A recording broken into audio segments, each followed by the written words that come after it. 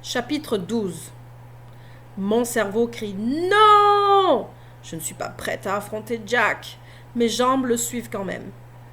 Mais je n'ai pas encore refermé la porte qu'il se met à me sermonner. Je te le demande une fois de plus, Laurel. Laisse tomber cet article. Je te l'ai déjà demandé. Pour Sean. Maintenant, c'est pour moi que je te le demande. J'éclate de rire. Pas d'un rire genre c'est tordant, mais plutôt genre ricanement débile. J'ai l'impression de perdre la tête. Le regard de Jack confirme mon impression. Il fronce les sourcils et recule d'un pas. Qu'est-ce qui t'arrive? Sa question me ramène à la réalité. Qu'est-ce qu'il m'arrive à moi? Dis-je ébahi. Il me semble qu'il faudrait plutôt se demander ce qu'il t'arrive à toi. De quoi parles-tu? Ce n'est pas moi qui ris comme un dément. Et ce n'est pas moi qui suis impliqué dans une triche. Voilà, c'est dit. Jack pâlit. Je vois que mes paroles ont porté. Je les regrette immédiatement. Je t'ai vu aujourd'hui dans le local de Draper, dis-je d'un ton neutre. Je t'ai vu échanger les corrigés. Je voudrais qu'il nie, mais il s'affale sur son lit et fixe le tapis. C'est compliqué, dit-il. Je ne dis rien. Il étire le bras pour prendre une grande enveloppe brune sous son bureau. Sans doute celle qu'il avait dans le local de M. Draper. Il la pose sur le lit, puis il me regarde. Je te demande seulement de m'écouter jusqu'au bout. Ensuite, tu feras ce que tu voudras. J'acquiesce d'un signe de tête. Bon, dit-il. Tu avais raison au sujet de Sean. Il vend des feuilles de réponse falsifiées. Mais ce n'est pas ainsi que tout a commencé. Sean est un bon gars, mais il n'est pas doué, surtout en maths. Je sais de quoi je parle, j'ai étudié avec lui. Pour Sean, les maths et le chinois, c'est du pareil au même.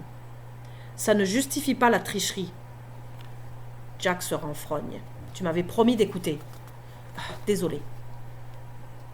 Au début de l'année, Sean est devenu l'assistant de biologie de M. Draper. Je pense qu'il espérait que ça l'aiderait pour ses devoirs. Ça lui rapporte aussi de l'argent de poche. Ses parents tiennent un budget serré et il en a besoin. La première fois qu'il a triché, c'était au début de la saison de basketball. Sean devait réussir un certain test de maths pour faire partie de l'équipe. Il est tombé sur le corrigé par hasard et, dit Jack en haussant les épaules. La tentation a été irrésistible. Il l'a photographié. Puis il a préparé une feuille de réponse avec juste assez de bonnes réponses pour ne pas éveiller les soupçons. Et comment est-ce devenu un commerce? J'y arrive, dit Jack en s'éclaircissant la voix. Je n'ai eu vent de cette triche que la deuxième fois qu'elle s'est produite. Nous devions participer à un important tournoi et Sean n'avait pas les moyens d'y aller. C'est alors qu'il a eu l'idée de vendre des feuilles de réponse falsifiées. Très vite, la plupart des élèves sont devenus ses clients. Il savait qu'il ne pouvait pas donner le corrigé tel quel. Si toute la classe avait la note parfaite, il se ferait prendre. Mais il ne savait pas comment modifier les feuilles de réponse de façon à ce que chaque élève obtienne à peu près sa note habituelle. C'est là que tu interviens, dis-je. Jacques pousse un soupir. Lorsque Sean m'a demandé de l'aider, j'ai piqué une crise et refusé net. Il m'a dit qu'il avait déjà dépensé de l'argent pour ce voyage. S'il ne produisait pas les feuilles de réponse, il était grillé. Les élèves de sa classe allaient soit le dénoncer, soit l'étrangler. Le regard de Jack implore ma compréhension. Sean est mon ami. Je ne pouvais pas refuser. Mais ça s'est produit de nouveau.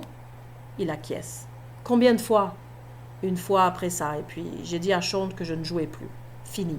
La saison du basketball tirait à sa fin et il n'y avait plus de raison de tricher. Mais il ne voulait pas abandonner. Il m'a harcelé pour que je l'aide une dernière fois. J'ai refusé carrément. Alors il a dit qu'il s'en occuperait tout seul. Jack a l'air misérable. Alors, tu as cédé? Il relève la tête. Non, je me sens déjà suffisamment coupable de l'avoir aidé comme je l'ai fait. Je ne le ferai plus. Je ne peux plus le faire. Et je ne peux pas le laisser faire non plus. Il ramasse l'enveloppe et l'ouvre. Lorsque tu m'as vu dans le local de Draper, je remplaçais le corrigé original par un faux. Si Sean essaye de vendre des feuilles de réponse falsifiées en utilisant ce corrigé, tout le monde va échouer. Et il ne sera pas mieux que mort. Et que vas-tu faire maintenant? Je vais l'appeler pour lui dire qu'il a les mauvaises réponses. Il va piquer une de ses colères. Il s'allonge de nouveau sur son lit et fixe le plafond. Peut-être, dis-je, mais c'est un mal pour un bien.